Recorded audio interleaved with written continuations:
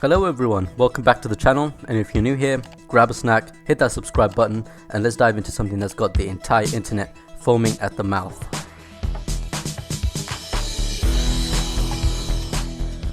GTA 6's second trailer dropped, and Rockstar also hit us with a massive update to the official website. But forget the obvious stuff. Today we're taking you through the 11 hidden details, Easter eggs, and references that we've caught that you might have missed, with a sprinkle of classic Rockstar theories. Some of these are somewhat obvious, and some are just straight up tinfoil hat territory, much like Cal and Ron. You know I don't like choosing these things. They're listening. But hey, that's half the fun, right? So let's get into it. We all know that GTA 6 is set in the state of Leonida, Rockstar's satirical but not far from accurate depiction of the state of Florida. But what if we told you it's not the only state in the game? That's right. If you zoom into some of the vehicles in the trailers and on the website, you'll notice that there are different license plates. One in particular says Gloriana, and the design? It's a clear nod to real-life Georgia plates. In relation to the state of Georgia, look at Mount Caligan National Park. It's way too hilly to be in Florida. This ain't Gator country. This is more Georgia pecan pie vibes. Also, blink and you'll miss it. One plate even says Liberty City. And a Bentley, also known as an Enos in GTA, has a blurred plate that looks a lot like Arizona's. Are plates now customizable across states? Are we getting crossover maps or just extra lore? Why did you do that? Why not? Either way, it's looking way deeper than GTA 5's Los Santos Blaine County duo. We gotta go. I got something to show you. Come on. We see Phil's ammunition in the trailer. Come to Phil's ammunition today. We got more guns than the law allows. Now, to the OGs who played the 3D era games, that name rings a bell. Yep, Phil Cassidy. He's got the same looks as this Phil. A lot of people are saying he's the same guy, right? Well, no. Here's the three main reasons why. Well, firstly, this Phil looks to be around his 30s to 40s, and the Phil we all knew from Vice City and Vice City Stories was around his early 30s. You're telling us he barely aged a decade since the 80s? Secondly, people tend to forget that Phil Cassidy is also in GTA 3, set in the year 2001. But he's not quite the same guy. He's a lot older and one arm short. Bro blew up his own arm, if you remember, from Vice City. Ta-da! Oh, damn! Absolute legend. But this Phil, 2 arms, younger, no whiskey in sight. So unless this guy grew back his arm like prime Dr. Connors and found a way to reverse his age, nah, it's not the same Phil. GTA 6 isn't even in the same universe as the 3D era games. This is the HD universe, and Rockstar already confirmed years ago that the two universes are not the same. There will be parallels and references, just like GTA 5 had with San Andreas. Either way, Rockstar's clearly tipping their hat to the past. Respect.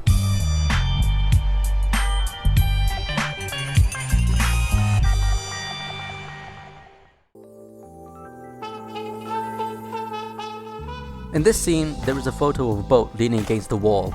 Turn it on its side, and it looks very familiar. We all know that famous boat chase mission, Father and Son, where Jimmy attempted to sell Michael's boat to a bunch of gangsters, but ended up just getting kidnapped, and despite Michael and Franklin's best efforts, they lost the boat in the end. Ah, my fucking boat. Hey, it's just a thing. At least you still got a son. Oh, and they managed to get Jimmy back too. Kid, dad! Don't dad me, you little shit! You better hope. Some have speculated that not only does Jason have a picture of that boat, but that same boat has also ended up in his possession, as we can see here in this scene. Now, although it could be the same boat, the differences are quite obvious. The wooden highlights aren't there, and these are white. Michael's were orange. But to be fair, it has been years since 2013, the boat could have had some modifications, and unless we have some dialogue or scene where Jason explains where he got that boat from, we'll never really know. Since this image was released, Jason's shirt gets compared to Tommy Vercetti's a lot. But let's be real, palm trees on a shirt in Vice City, that's just local fashion, even in real life Miami. But here's the interesting part. Raul Bautista and Brian Hader, Both are dressed like characters from the OG Vice City game. Brian's red shirt with golden flowers, straight up Ricardo Diaz style. Raul's white suit with purple shirt, that's Lance Vance's drip, no question. Coincidence? Possibly. Intentional style homage? Absolutely.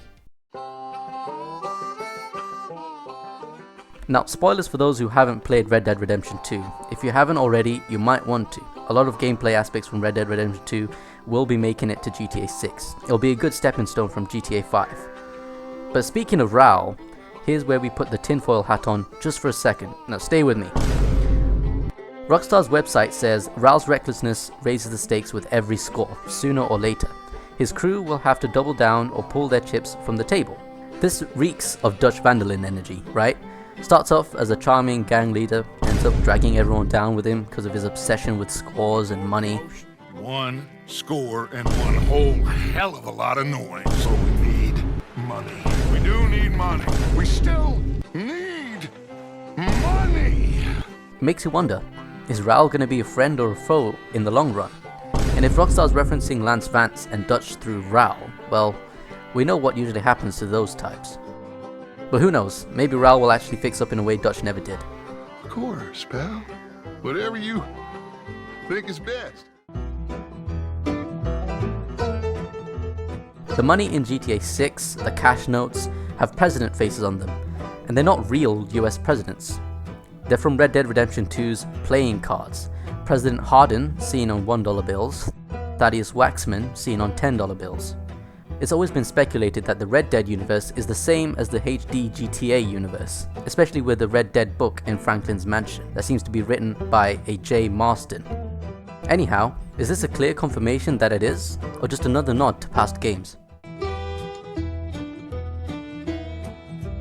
Let's talk about Lucia's ankle monitor. It's obvious. What's interesting is how Rockstar might use it. What if it actually limits where she can go in game? Like, you're restricted to certain areas unless you progress the story. The same sort of system of how Arthur from Red Dead Redemption 2 literally couldn't step foot in Great Plains or New Austin without getting shot by a sniper from the heavens. Sounds like a bad thing, limited from doing whatever you want in GTA. But we do see Lucia without it later on, so it's definitely temporary. We've seen them all over. Lucia's got them, Jason's got them, pedestrians have them. Could this finally mean music on foot? In GTA Online, we have beat-offs. But those are just aesthetic. No actual music or radio plays unless you're in a car.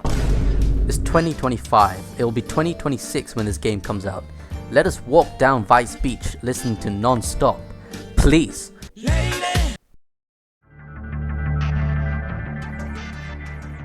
Okay, this one's simple. There's a public transit system. Looks like a metro. We've seen it twice in the trailer. Could it mean fast travel? Kinda like stagecoaches in Red Dead Redemption 2? Probably, but let's be honest. Nobody's using fast travel in their first playthrough. For us particularly, not in the first 2 years of playing this game, that's for sure.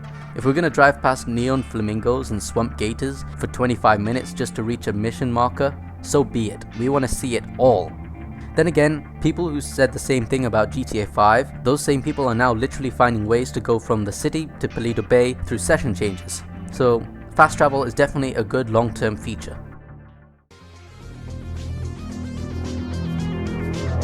In one scene, Draquan is rocking a Manatees football jersey, Rockstar's version of the Miami Dolphins. Basketball is pretty much a confirmed minigame already. There's 2K gone down the drain. There's also a basketball team, the Narcos, playing at the Sahara Arena, which is quite an accurate model of Miami Heat's Kaseya Center. We wouldn't be surprised if Rockstar sneaks in a parody of Inter Miami 2. Football's huge in Latino culture, and Vice City, like Miami, should be packed with it.